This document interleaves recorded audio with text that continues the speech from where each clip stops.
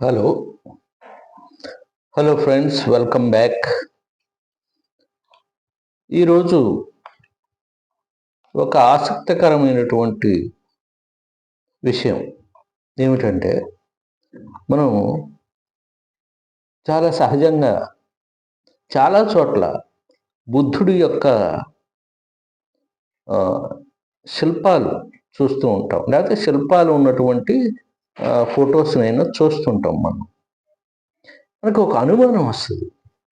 ఏమిటంటే, చాలా బుద్ధుడి శిల్పాల్లో చూడండి, ఆయన హెడ్ అంటే తలకి స్నేయిల్స్ లాగా ఉంటాయి.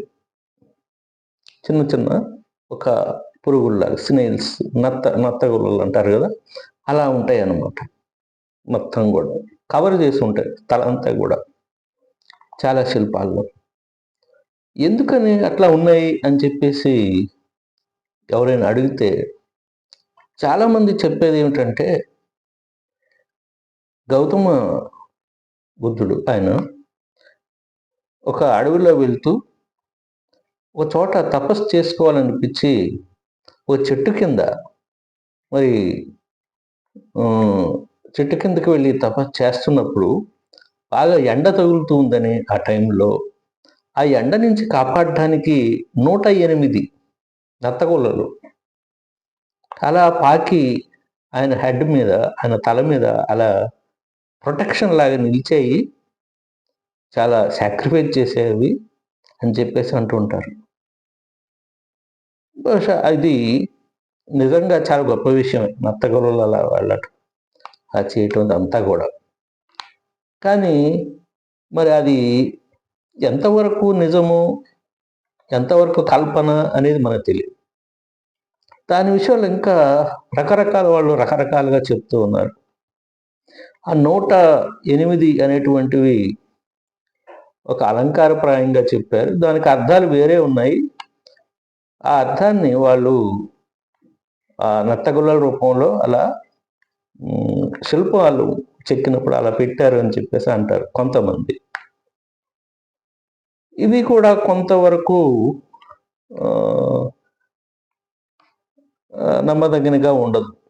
కానీ ఇంకొకటి ఏమిటంటే, ఇంకొక వాదం ఏముందంటే, గ్రీకులు ఎవరైతే ఉన్నారో వాళ్ళు క్రీస్తుపూర్వం 190 నుంచి 180 అలా అంటారు క్రీస్తుపూర్వం దాన్ని. ఆ టైంలో వాళ్ళు ఇప్పుడు మనం అనుకున్న పాకిస్తాను, ఆఫ్ఘనిస్తాన్ ఇవి ఉన్నాయి కదా, బ్యాక్ట్రియా, తర్వాత వెస్ట్రన్ ఇండియా అని చెప్పుకోవచ్చు, పశ్చిమ భారతదేశం. ఆ రోజుల్లో అక్కడ వరకు కూడా వచ్చారు వాళ్ళు గ్రీకులు, డెమెరిటస్ నాయకత్వంలో. ఆ టైంలో అనమాట ఈ బౌద్ధ మతస్థులు గ్రీకులతో మరి సంబంధ బాంధవ్యాలు నెరిపారని, బుద్ధుడి యొక్క బోధనల్ని గ్రీకులు వాళ్ళు తీసుకువెళ్ళారని ఆ టైంలో, అప్పుడు ఆ టైంలోనే ఒక విజువల్ రిప్రజెంటేషన్ని బుద్ధుడికి సంబంధించి వాళ్ళు ఇచ్చారని చెప్పేసి అంటుంటారు. దాంట్లో భాగంగానే ఈ యొక్క వెంట్రుకలను అనమాట కర్లింగ్ వచ్చేటట్టుగా పెట్టారట వాళ్ళు. ఆ కర్లింగ్ అనేటువంటిదే మనకి శిల్పాల్లో కనపడేది, నత్తగుల్లలు కావని చెప్పి ఇంకొకటి వాదం ఉంది. అదే దాన్ని తర్వాత వచ్చినటువంటి శిల్పులందరూ కూడా ఫాలో అయిపోయారు, అది అక్కడ ప్రారంభమైంది అట్లా అని చెప్పేసి అంటారు. మరి ఆ విధంగా గ్రీకులు ఎందుకు ఫాలో అయ్యారయ్యా అంటే, వాళ్ళ గాడ్ ఆఫ్ ఎన్లైటన్మెంట్ అంటారు అపోలోని వాళ్ళు. ఆ అపోలోకి చూసుకుంటే కూడా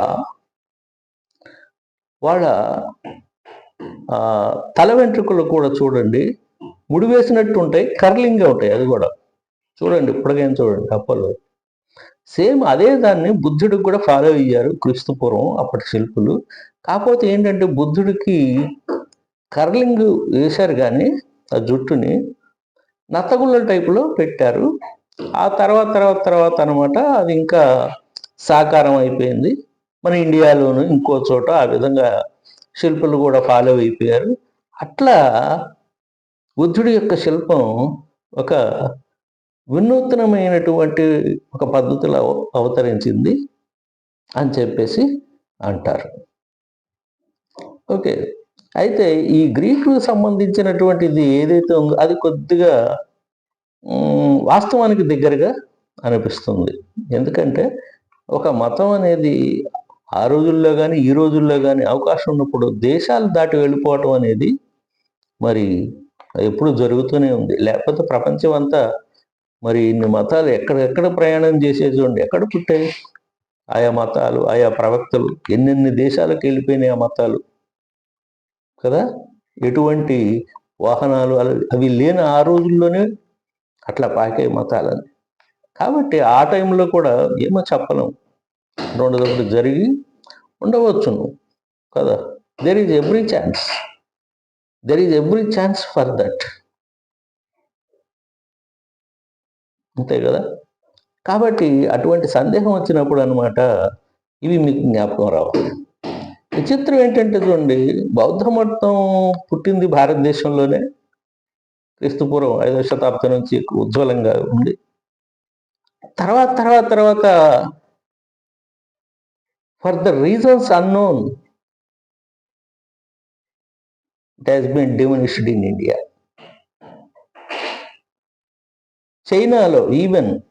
చైనాలో మనకంటే ఎక్కువ బుద్ధిస్టులు ఉన్నారు. అయితే వాళ్ళ ఆ బుద్ధిజాన్ని హ్యాన్ బుద్ధిజం అంటారు. వాళ్ళు ఏం చేశారంటే లోకల్గా ఉండేటువంటి కన్ఫ్యూషియస్ బోధనల్ని, తావో యొక్క బోధనల్ని, అంటే తావోయిజం అంటారు, వీటిని అన్నిటినీ కలిపి ఏం చేశారంటే బుద్ధిజంలో కలిపారు. కలిపి వాళ్ళదైనటువంటి బుద్ధిజం అక్కడ అవతరించింది. సరే, థేరవాడ బుద్ధిజం చెప్పి ఇటు శ్రీలంకలో ఉంటారు. ఏదైనప్పటికీ ఆ మహాత్ముడి బోధనలు మరి ఇన్ని దేశాల్లోకి పాకాయి. మన ఉపఖండంలో పుట్టినటువంటి మహానుభావుడి బోధనలు చూడట్టు థాయిలాండ్, నేపాల్, వియత్నాం, జపాన్ అలా పాకిపోయినాయి. మన దేశంలో సంఖ్యాపరంగా చాలా తక్కువైంది కదా. అది కాబట్టి ఒక్కొక్క దశలో ఒక్కో రకంగా మతాలు ఆ విధంగా తరగటం అవుతుంటాయి, మనం చెప్పలేము కానీ. ఓకే, ఇది ఈరోజు టాపిక్. ఇది మీకు నచ్చిందని చెప్పి అనుకుంటున్నా. నచ్చితే కనుక మీ ఫ్రెండ్స్కి షేర్ చేయండి, సబ్స్క్రైబ్ చేయండి, లైక్ చేయండి ఈ ఛానల్కి. Have a nice day.